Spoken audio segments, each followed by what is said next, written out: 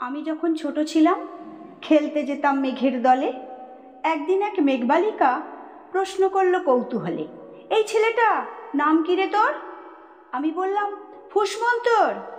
মেঘবালিকা রেগেই আগুন, মিথ্যে কথা, নাম কি অমন হয় কখনো? আমি বললাম, নিশ্চয়ই হয়, আগে আমার গল্প শোনো।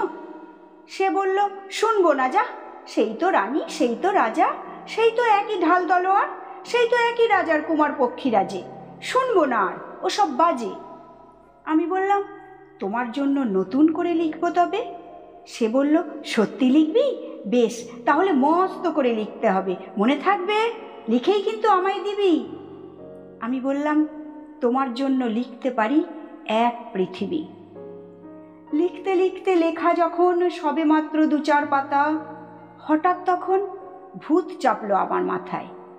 খুঁজতে খুঁজতে চলে গেলাম ছোটবেলার মেঘের মাঠে। গিয়েই দেখি চেনা মুখ তো একটিও নেই এ তল্লাটে। একজনকে মনে হলো ওরই মধ্যে অন্য রকম। এগিয়ে গিয়ে বলি তাকেই, তুমি কি সেই মেঘবালিকা? তুমি কি সেই?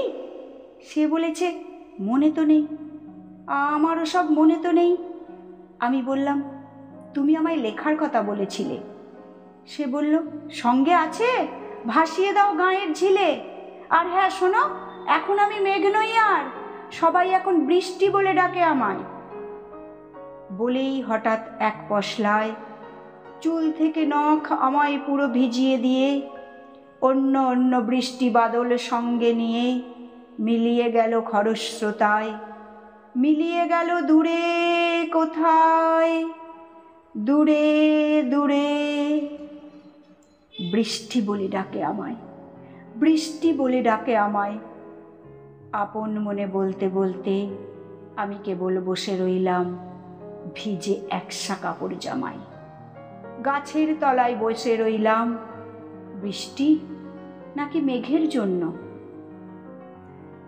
এমন সময় অন্য একটি বৃষ্টি আমায় চিনতে পেরে বলল, তাতে মন খারাপের কি হয়েছে? যাও, ফিরে যাও, লেখো আবার। এখন পুরো বর্ষা চলছে, তাই আমরা সবাই এখন নানান দেশে ভীষণ ব্যস্ত।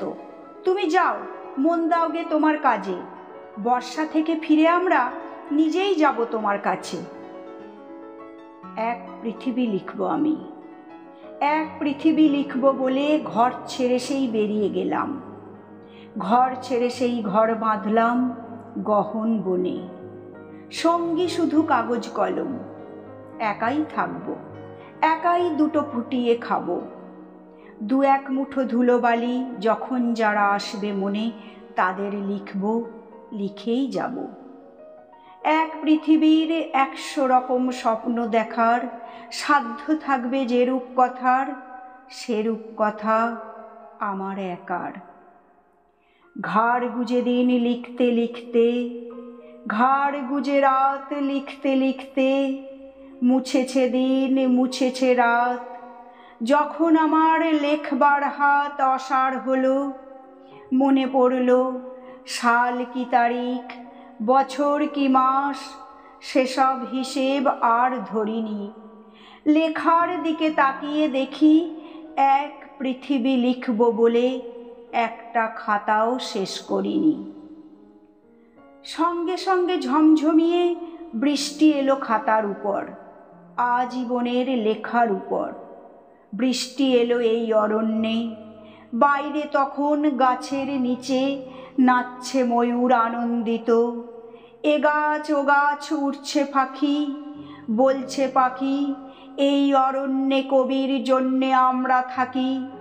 বলছে ওরা, কবির জন্য আমরা কোথাও, আমরা কোথাও, আমরা কোথাও হার মানিনি।